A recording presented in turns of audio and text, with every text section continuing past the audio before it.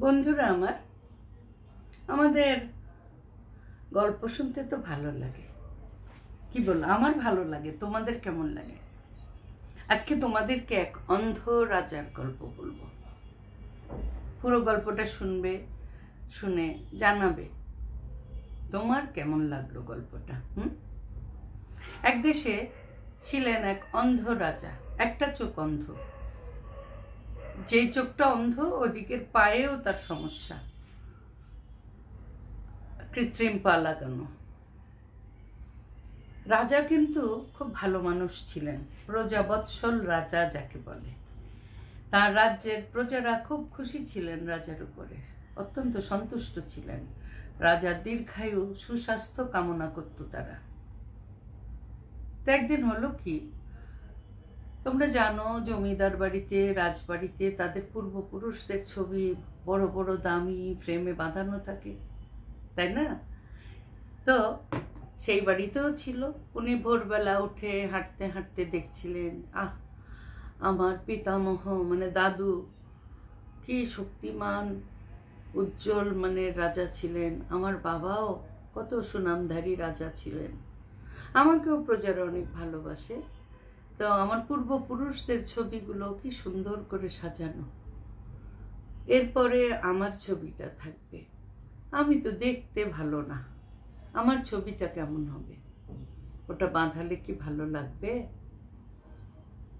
আমার ছবিটা করানোর ব্যবস্থা আমাকেই করতে হবে। যা ভাবা সেই কাজ। রাজা ঘোষণা দেয়ালেন রাজ্য জুড়ে যে রাজার একটা অত্যন্ত আকর্ষণীয় ছবি এঁকে দিতে পারবে, তার জন্য আছে বিপুল পরিমাণ পুরস্কার। ঘেরা পিটিয়ে দেয়া হলো, সবাই শুনলো, আঁকিয়েরাও শুনলো, আর্টিস্টরা, কিন্তু কেউ সাহস করলো না।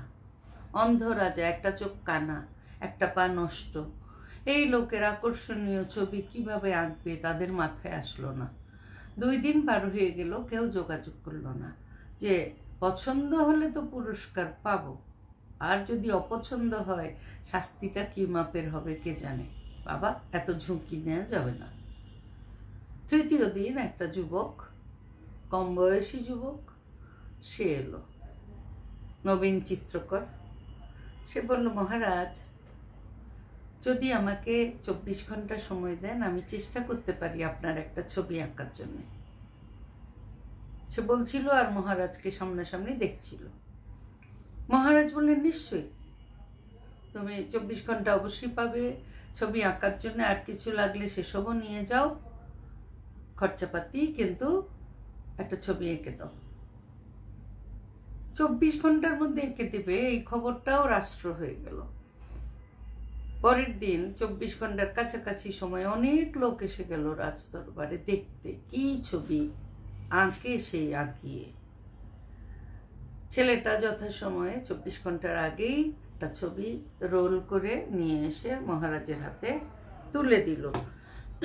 ছবিটা খুলে দেখেই মহারাজ আহ্লাদিত হয়ে উঠলেন, মুগ্ধ হয়ে গেলেন, এত সুন্দর ছবি।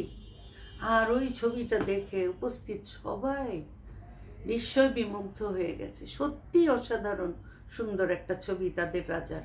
রাজাকে তো সবাই অনেক ভালোবাসে, তাদের মনে তার প্রতি যেরকম ভালোবাসা শ্রদ্ধা, ছবিটায় সেই রকমই শৌর্য বীর্য মণ্ডিত হিরোর মতো নায়কোচিত ভঙ্গিতে রাজার একটা ছবি এঁকেছে ছেলেটা। যে ঘোড় সওয়ারি রাজা, ঘোড়ার উপর বসে আছেন এবং তীর নিশানা করছেন। ঘোড়ার উপর বসে আছেন, যেই পাটা তার ভালো এটাই ছবির দিকে আছে, অন্য পা ঘোড়ারও পাশে। বলে না দিলে কেউ তো জানার কথা না ওই পায়ে সমস্যা। আর তীর যখন ছুটছে, জানো তোমরা, তীর ছুঁড়লে, গুলি ছুঁড়লে একটা চোখ একটু বন্ধ করেই সাধারণত মানুষ নিশানা ঠিক করে। সুতরাং চোখ দেখেও বোঝা যাচ্ছে না ওনার চোখ নষ্ট না ভালো। কি চমৎকার ছবি, অনেক পুরস্কার পেল সে। কেমন লাগলো বলো গল্পটা? হ্যাঁ, এই গল্পে আমরা কি বুঝতে পারি বলো দেখি বন্ধুরা? আমাদের সবার জীবনে কম আর বেশি নেতিবাচক কিছু থাকেই, নেগেটিভিটি থাকেই।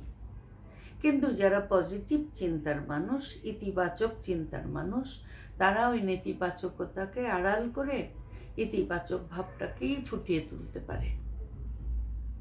জানতে হয় কৌশলটা, চেষ্টাটা থাকতে হয়।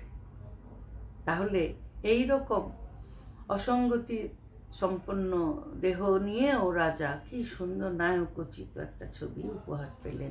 ওই আর্টিস্টের দৃষ্টিভঙ্গিটা কতই না সুন্দর ছিল, তাই না? গল্পটা কেমন লাগলো অবশ্যই জানাবে। আর নিজেদের জীবনেও নেতিবাচকতাকে পরিহার করে ইতিবাচকতার রাজত্ব করতে হবে, তাই না? ভালো থেকো সবাই।